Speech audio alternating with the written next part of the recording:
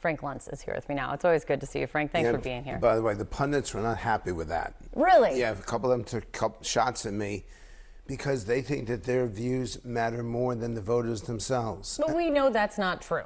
And we know that voters look at things differently. So what is then, it begs the question, if those don't have a discernible impact, what does have a discernible impact? What do you consider, I don't know if there's a most consistent lesson learned when you're sitting with voters watching these debates in real time? Be likable, be funny, be specific, answer the question, don't go over the time limit. I don't know if that actually made it into the piece, but it really agitates people. When the bell rings, they expect you to shut up, and that does not happen. And nobody realizes that voters really get angry if you go on and on and on.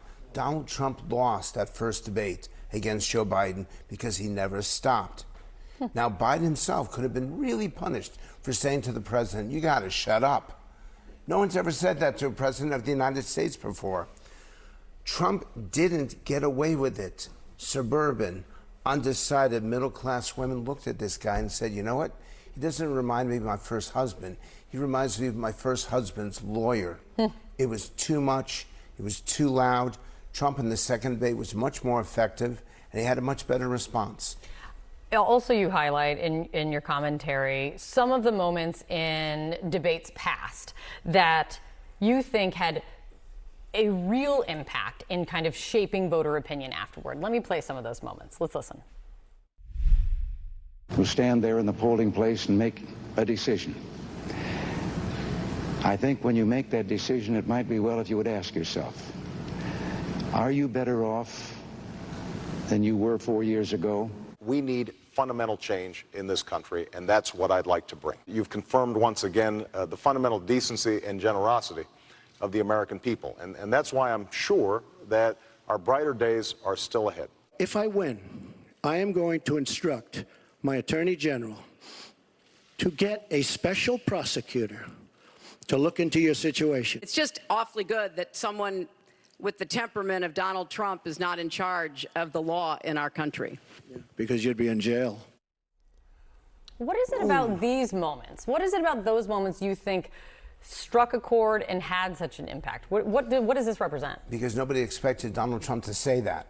And the pundits really condemned it from doing it. And our voters said, wait a minute, he's holding her accountable. It's about time that politicians are held accountable. That's one of the great frustrations in America. That's why we're so angry, because we think politicians will say and do anything and then actually do exactly the opposite of what they promise. Even if he would be, even if he's kind of suggesting would be like directing his Justice Department to go after a political opponent. And that's exactly what the pundits said. And the voters said, he's actually going to do this. I want someone who's that tough, who's going to look me straight in the eye. And the opposite was Barack Obama. Looking people and saying, I get you, I understand you, I appreciate you, I applaud you. Voters are looking for someone to speak to them, to look at them, to mean what they say what they mean, and do what they promise to do. Hillary Clinton is out today with a piece talking about her lessons learned, if you will, from her debate experiences. She says she's the only person to have been on a debate stage debating both of these men.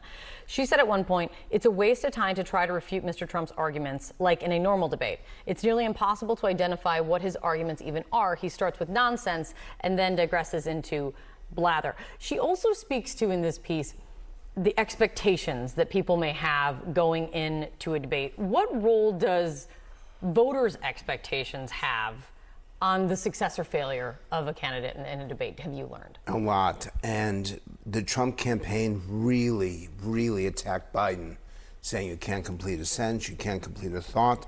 The expectations for Joe Biden are so low, just as they were for George W. Bush in 2000. One reason why they thought Bush beat Al Gore, even though Gore was better on substance, is because Bush was able to put together a coherent, powerful argument. Voters were expecting nothing, and they got a lot. Because of Donald Trump, voters aren't expecting much from Joe Biden. And if he's able to demonstrate that he's still presidential, he's still got it, he still is passionate about what he's doing, and not what he's done. Because one last thing I'd like to say It's not just about your record of the last 4 years. It's about what you're going to do over the next 4. If he can show that, then he's going to exceed the expectations that Donald Trump mistakenly set for him. You make this point at the end. In the end, it's not the facts, the policies, or even the one-upsmanship that Mr. Biden and Mr. Trump offer in the debate that matters. It's how they make voters feel. And that seems, to me, that seems really the biggest challenge. How do you get it, speaking to people's emotions and impacting people's emotions? How does any candidate plan for that going into a debate? Because they have to know what emotion they're trying to appeal to. And that's the right question. Look, I don't smile enough. I'm actually a relatively happy person, but I don't show it on camera. It's a mistake for me. Trump shows that he's going to fight for voters. He is successful in that. Does Joe Biden have that same fight in him? Does he have that same commitment in him? Does he have the energy that Trump has? People believe that Joe Biden is more trustworthy, has more integrity.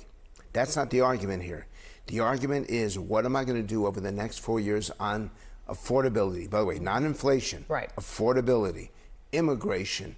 What am I going to do to make your day-to-day life better? Whichever one makes that point is the one who wins the debate. We will see it together. Yes. And you will with voters once again. It's good to see you, Frank. Thank you so much. Thank you for having me.